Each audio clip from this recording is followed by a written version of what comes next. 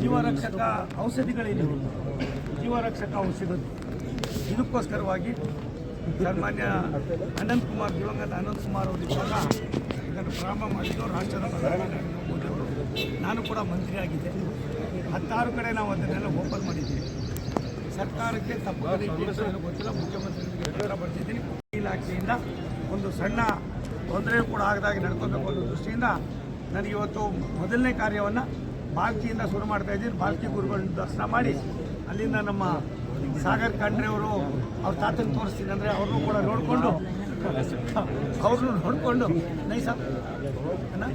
ಅವ್ರನ್ನೂ ನೋಡಿಕೊಂಡು ಅಲ್ಲಿಂದ ಬರ್ತೀನಿ. ರಾತ್ರಿ ಇಲ್ಲೇ ಹಾಲ್ಟ್ ಮಾಡ್ತೀನಿ. ದಯಮಾಡಿ ವಿನಂತಿ ಮಾಡ್ತೀನಿ, ಸುಮಾರು ದೇಶದ ವ್ಯವಸ್ಥೆ ಏನು, ಇವತ್ತಿನ ಪರಿಸ್ಥಿತಿ ಏನು, ನರೇಂದ್ರ ಮೋದಿಯವರು ರೈಲ್ವೆ ಇಲಾಖೆಗೆ ಕೊಟ್ಟಿರ್ತಕ್ಕಂಥ ಆದ್ಯತೆ ಏನು, ಇವೆಲ್ಲವನ್ನು ಕೂಡ ಸವಿಸ್ತಾರವಾಗಿ ಸಾಯಂಕಾಲ ನಿಮ್ಮ ಜೊತೆ ಮಾತಾಡ್ತೀನಿ. ದಯವಿಟ್ಟು ನೀವು ಕೂಡ ನಮ್ಮ ಜೊತೆ ತೊಡಗಿಸ್ಬೇಕು.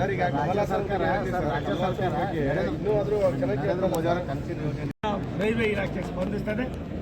ಉಳಿದ ವಿಚಾರಗಳನ್ನು ನಾನು ಸಾಕಷ್ಟು ಮಾತಾಡಬೇಕಾಗಿದೆ. ನಿನ್ನೆ ತಾನೇ ಸುಮಾರು 3 ಸ್ಟೇಷನ್ಗಳಿವೆ ನಿಮ್ಮ ಬೀದರ್ ಜಿಲ್ಲೆಗೆ ಸಂಬಂಧದಲ್ಲಿ.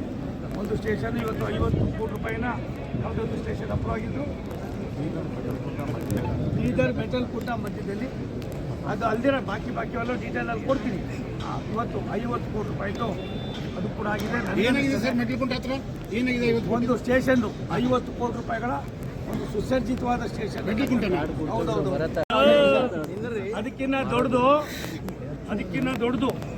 1700 ಕೋಟಿ ರೂಪಾಯಿಗಳಲ್ಲಿ 3500 ಕಿಲೋಮೀಟರ್ ಏನು ಇವತ್ತು ಕವಚವನ್ನು ನಾವು ಅಳವಡಿಸ್ತಾ ಇದ್ದೀವಿ.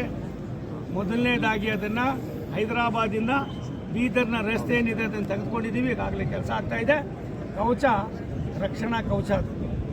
ಒಂದು ರೈಲು ಮತ್ತೊಂದು ರೈಲಿಗೆ ಯಾವಾಗ ಇದಾಗ್ತಾ ಇದೆ, ತೊಂದರೆ ಆಗ್ತಾಯಿದೆ ಅನ್ನೋದು ಮಾಡಿ ಅದನ್ನು ಕೂಡ ಮೊದಲನೇ ಬಾರಿಗೆ ಇಲ್ಲೇ ಮಾಡ್ತಾ ಇದ್ದೀವಿ.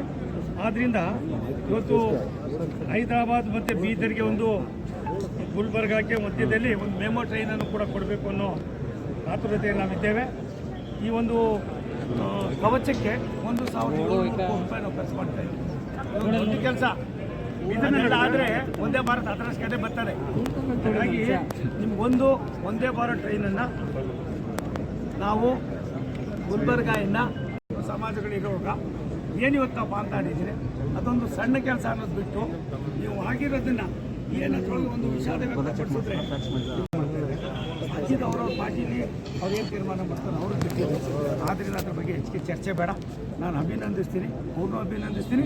ನಮ್ಮ OYC ಯಾರಿದ್ದಾರೆ, ಅಸಾದುಲ್ಲಾ ಅನ್ನೋ ಹೆಸರು OYC, ಅವ್ರನ್ನೂ ಕೂಡ ಅಭಿನಂದಿಸ್ತೀನಿ. ಯಾಕಂದರೆ ಅವ್ರು ಇಲ್ಲಿ ಮಾತನಾಡೋದು ಸೆಕೆಂಡ್ರಿ. ದೇಶ ಬಂದಾಗ ನಾವೆಲ್ಲ ಒಂದು. ಸೋಮಣ್ಣ ಸಾಹೇಬ್ರಿಗೆ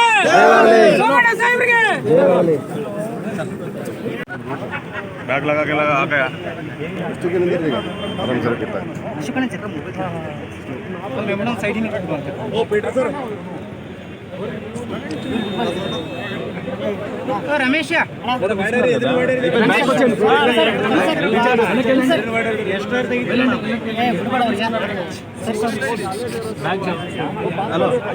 चेन बना हुआ